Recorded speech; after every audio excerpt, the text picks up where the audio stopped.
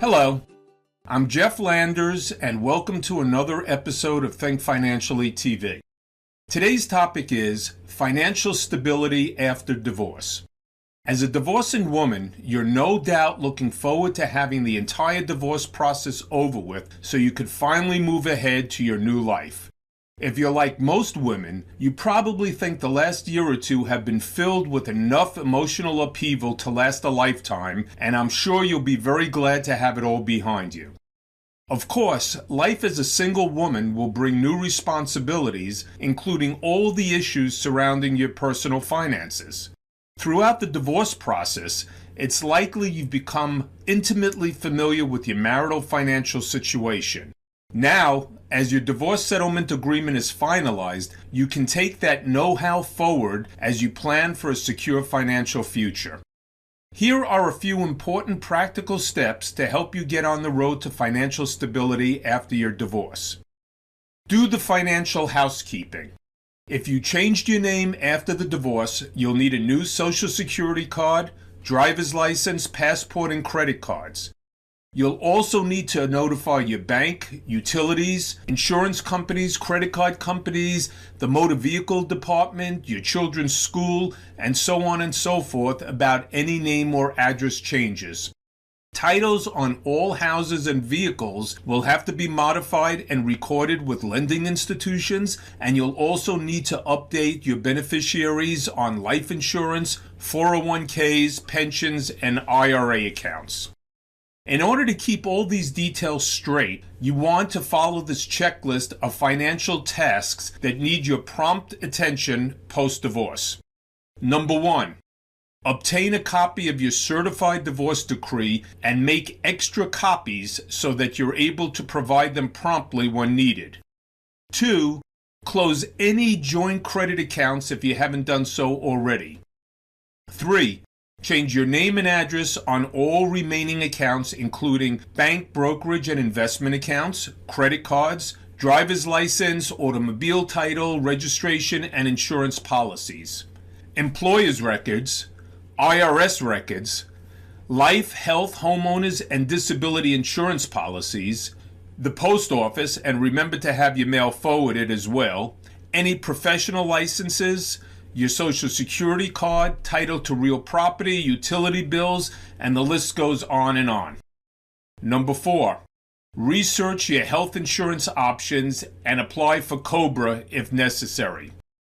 5, and this is really important, if your divorce decree requires a qualified domestic relations order, otherwise known as a QDRO, you need to provide the QDRO to appropriate banks, brokerages, pension plan administrators, 401k administrators, etc.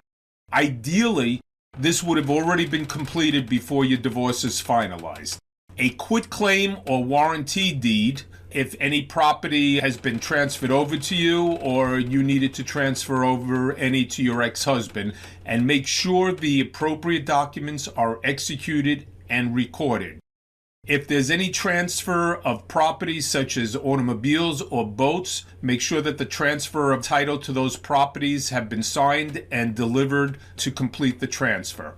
Number 6, open a new bank account and certainly consider establishing direct deposit or income withholding for any child support, spousal support, and or alimony payments.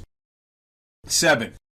Open a new credit card account and request a copy of your credit report. Again, ideally this would have been done prior to your divorce being finalized. Number 8, disinherit your husband or your ex-husband. Write and execute a new will, trust, any medical directives or living wills and powers of attorney, and don't forget to change the beneficiaries on your life insurance, 401ks, pension, and IRA accounts. Number 9, establish a system to keep track of all child support payments made and received, alimony payments made or received, medical expenses, and so on. Then you want to develop a comprehensive financial plan for your future.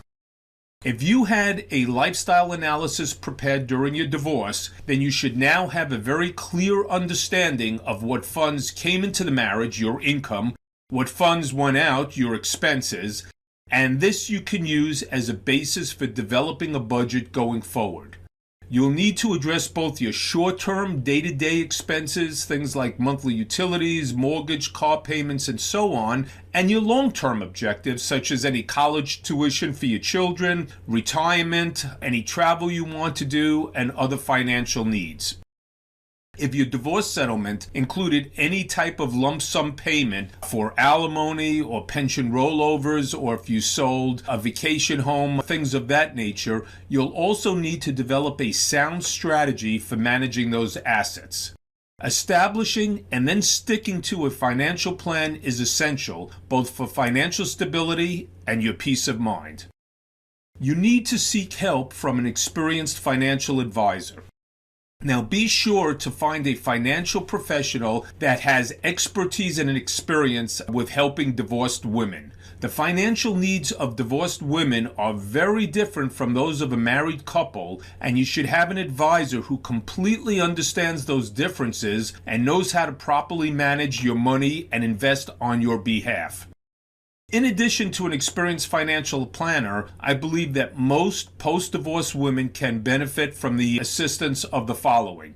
1, an estate planning attorney that can work with you and your financial advisor to help with any estate planning needs and the legal issues concerning your will, medical directives, any trusts, charitable giving, and so on. Number 2, a therapist or counselor that can help you cope with the emotional challenges of starting your life as a single woman. And 3, a vocational counselor that can help you re-enter the job market or even start your own business. Now, with your divorce in the rearview mirror and these important steps completed, you should be well positioned for a secure financial future.